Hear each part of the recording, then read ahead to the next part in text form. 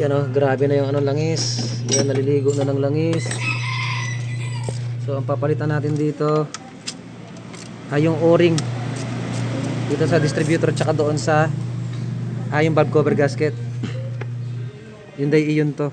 So ito, first time lang naman heavy PMS to sa loob ng 9 years. Yan o. Yan, sa loob ng 9 years, first time lang may heavy PMS. Tapos yung issue nito, ito pa, isa. Yung high tension wire niya wala ng balot. Kaya pag ikaw ay umaandar itong makina at humawak ka banda rito, ilagay mo lang ng kamay mo yung ganyan. Hawakan mo lang to, ito. Kuryente ka na. Yan lahat ng high tension wire. Ginawa nila ng paraan, wala nang balot.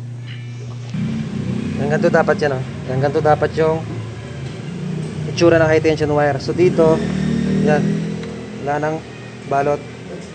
Kaya yung kuryente ay lumalabas. Lumalabas na yung kuryente. Kasi itong ano, itong yan, totally body ngayon din nalinis. Yan, dumi. Hydraulic control valve. Yan. So kaya ito marami nang si ma'am antabayanan na napapalitan. So isa na dito yung thermostat housing, water outlet. Yan mga antabayanan niya. Yung wheel bearing niya maingay na rin sa likod.